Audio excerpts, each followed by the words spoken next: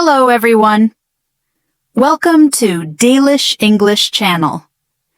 Today we're going to explore the life story of one of history's most infamous figures, Adolf Hitler. This story will help you improve your English while learning about important historical events. Stay with us till the end, and don't forget to subscribe for more fascinating stories. Let's begin. Adolf Hitler was born on the 20th of April, 1889, in the small Austrian town of Braunau am Inn, in Upper Austria, on the Austrian-German border. His father, Alois, was a customs official, while his mother, Clara, came from a poor peasant family. Life was financially comfortable for the Hitler family, but Alois was a domineering character, and young Adolf frequently found himself on the wrong side of his father's short temper. At primary school, Hitler was a clever, popular child. At secondary school, he withdrew psychologically, preferring to reenact battles from the Boer War than study. He left school with no qualifications at 16. Hitler dreamt of a career as an artist. His father had rejected the idea, but after he died in 1903, Hitler would try to make his dream a reality. He applied to the Vienna Academy of Fine Arts, but was promptly rejected in October 1907. Shortly after, Hitler's beloved mother died. He moved to Vienna and scratched out a precarious bohemian existence, sleeping in hostels and painting postcards. Here, he began to develop many of the views which would later characterize his ideology and desire to unite Germany and Austria. The anti-Semitic politics of Vienna's mayor, Karl Lueger, were particularly influential. Hitler hated the multi-ethnic composition of Austria's ruling Habsburg Empire. Determined to avoid military service, he moved to Munich in 1913. Hitler was keen to prove his loyalty to Germany. In August 1914, the world plunged into a war unlike any seen before. Hitler quickly enlisted. In the army, he finally found purpose, a cause with which he could wholly identify. Serving in both France and Belgium, he was twice decorated for bravery. In 1916, Hitler was wounded at the Somme, one of the bloodiest battles of the war. Convalescing in Germany, he affected a distinctive toothbrush mustache. Hitler was wounded for a second time following a British gas attack. While recovering in Passewalk, the unthinkable happened. Germany surrendered.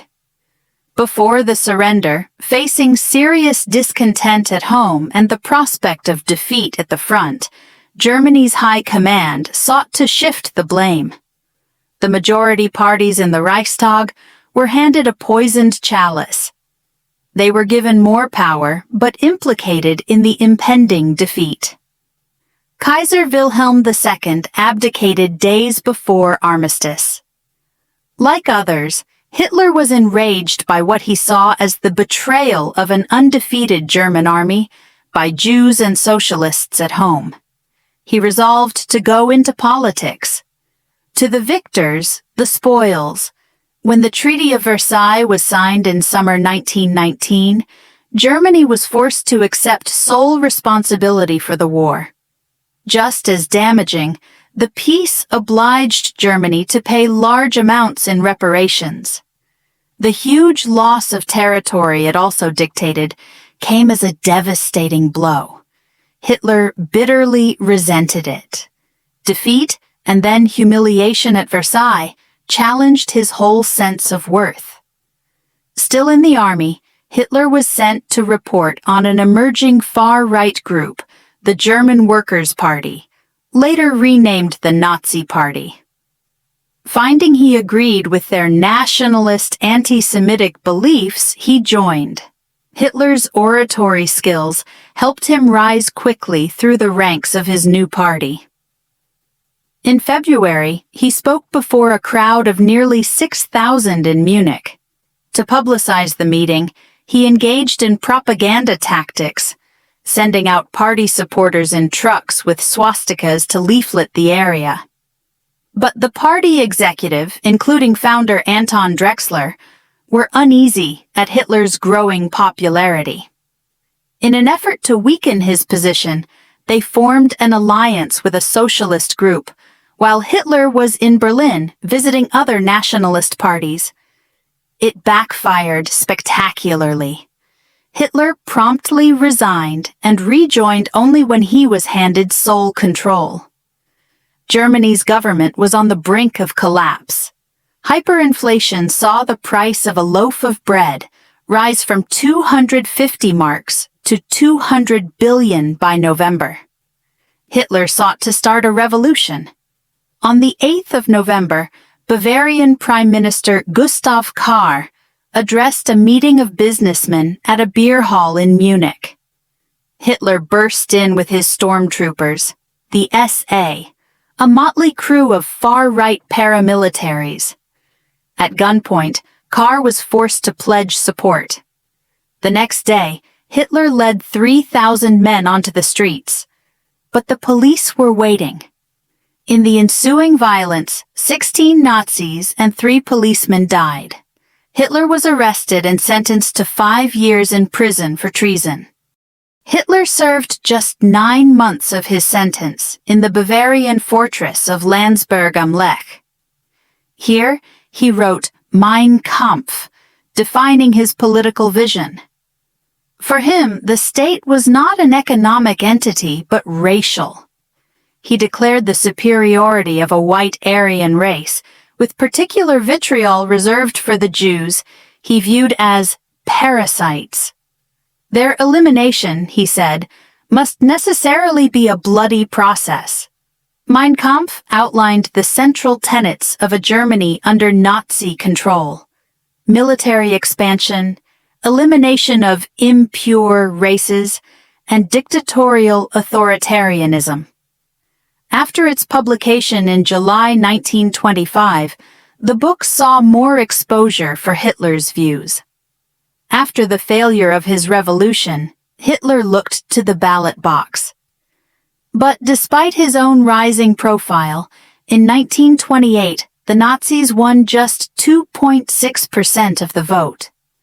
A resurgent German economy had seen public opinion move to the political center. Events on the other side of the world would change all that. When the American stock exchange collapsed, the foreign loans on which Germany's economic recovery relied were called in. Unemployment rose to 6 million, and parties on both the extreme left and right saw support skyrocket. At the same time, Hitler first met a 17-year-old German Catholic girl called Eva Braun. Now a German citizen, Hitler led the Nazis to become the largest party in Germany, with over 37% of the popular vote in the elections of July 1932. German President von Hindenburg's concern at growing communist support persuaded him to give Hitler the post of Chancellor in January. Hitler quickly consolidated his position. By March, he had dictatorial powers courtesy of the Enabling Act, which allowed him to pass laws without Reichstag approval. Political parties, organizations, and unions unassociated with the Nazis were soon disbanded. But Hitler still needed the support of the army to fulfill the vision he had outlined in Mein Kampf. Army leaders were wary of the paramilitaries who had helped Hitler to power. He allayed those concerns ruthlessly, tightening his own grip on power. The leader of the SA, Ernst Röhm, was among hundreds assassinated in one night as Hitler purged his party. Röhm's commitment to continuing revolution was not conducive to Hitler's own ambitions. He could not tolerate opposition to his plans to suppress workers' rights and make Germany ready for war. The army, however, approved, and after President Hindenburg died in August, they supported Hitler's elevation to Führer. Hitler was now in total control. Since 1933, the Nazis had tried to exclude Jews and other undesirables from public life. In 1935, a new phase began: enforced biological segregation. At the annual Nuremberg rally, Hitler announced laws denying Jewish people citizenship and prohibiting marriage or sexual relations with people of German or related blood. Anyone with 3 or more Jewish grandparents was affected, irrespective of their own religious identity. Hitler characterized the laws as an effort to achieve the legislative regulation of a problem which, if it breaks down again, will then have to be transferred by law to the National Socialist Party for final solution. With his vision underway domestically, Hitler set his sights beyond Germany's borders. Lebensraum, territorial expansion, was next on his agenda. In March, Hitler triumphantly led Nazi troops into Austria, achieving his goal of unifying the country of his birth and the country he ruled. His next target was the Sudetenland in Czechoslovakia. Convinced that neither Neville Chamberlain, the British Prime Minister, nor his French counterpart Édouard Daladier wanted war, Hitler pressed his demands. At a conference in Munich, organized by Chamberlain, those demands were met. Nazi troops marched into Czechoslovakia and took the Sudetenland. Spurred by his success at Munich, Hitler looked east to Poland. But first, he had to make a deal with Stalin's USSR. Hitler was willing to set aside his hatred of communism for strategic gain. The two powers agreed the Nazi-Soviet Non-Aggression Pact in late August. Hitler believed his path was clear, and on 1 September, the invasion of Poland began. It was a gamble. The German army was not yet at full strength. But Hitler was confident Britain and France would not go to Poland's aid any more than they had for Austria or Czechoslovakia. He was wrong. Britain and France declared war on the 3rd of September. Though he'd lost the gamble, Hitler was winning the war. Poland fell quickly. The blitzkrieg tactics of the German army destroyed all before them. When France surrendered on 17th June, Hitler took revenge for the German defeat more than 2 decades before.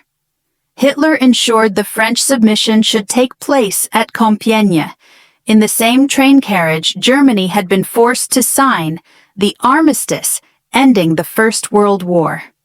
There, in a forest clearing, stood a monument to that day. Here, on the 11th of November 1918, succumbed the criminal pride of the German Empire. At the scene of Germany's greatest humiliation, Hitler now stood in triumph. Despite the Nazi-Soviet pact, Hitler retained a staunch hatred of communism. Extension of Lebensraum in the East was always his ultimate aim. Hitler was extremely suspicious of Stalin. He'd initially planned to complete the subjugation of Western Europe before turning to the Soviet Union. When Soviet troops occupied the Baltic states, he decided to invade. Hitler was convinced the Red Army could be defeated in a matter of months. He was wrong. He compounded his error by declaring war on another powerful enemy, the U.S. As the German invasion of the USSR foundered, Hitler assumed day-to-day operational command of the army, convinced only he could succeed. Hitler was now directing the entire army from his headquarters, thousands of miles away. In spring 1942, he was convinced the Soviets would be defeated if his army followed his plan to the letter. He was proven wrong at Stalingrad. Freezing, starving, and hopelessly outnumbered, German forces could not hold the city. Surrender is forbidden, Hitler said. His commanders on the ground chose to ignore the order. For the first time, Hitler faced sustained personal criticism because of the defeat. Hitler's intransigence had left German forces in retreat in the east. Now his mistrust and refusal to delegate cost them dearly in the west. When Allied troops landed on French soil on D-Day, Hitler was asleep in his eagle's nest retreat. No significant decisions could be taken without his authorization. Crucial German panzer divisions, which may have delayed the Allied invasion, could not be moved until Hitler woke up. The landings were a success. Germany was now fighting and losing a war on two fronts. Yet Hitler had met the news with enthusiasm, believing his forces could finally take the US and Britain out of the war. As Germany's military situation deteriorated, opposition to Hitler grew among the army elite. Many of his previously loyal commanders wanted him dead. Hitler was increasingly paranoid and frequently modified his schedule at the last moment. But on the 20th of July, an opportunity came at last. Hitler was meeting with top military aides at the Wolf's Lair field headquarters. A senior army officer, Lieutenant Colonel Klaus von Stauffenberg, left a bomb in a briefcase in the conference room. At 12:42 p.m., it went off. A stenographer and 3 officers died. Hitler was lucky to escape with only minor injuries, shielded from the full force of the blast by an oak table. As Soviet troops closed in on his bunker in Berlin, Hitler accepted the inevitability of his defeat. He set into action his plan to take his own life. Hours beforehand, he married Eva Braun, who had remained by his side for 11 years. They were wed early on the morning of the 29th of April. The next day, at a little after 3:30 p.m., they bit into thin glass vials of cyanide. Hitler then shot himself through the head. The man responsible for untold suffering, who had almost single-handedly brought the world to the very brink of destruction, was dead. And that's the story of Adolf Hitler. We hope this helped you learn English while exploring history. What do you think about his rise and fall? Let us know in the comments. If you enjoyed this video, don't forget to like, share, and subscribe to Delish English for more amazing stories. See you next time.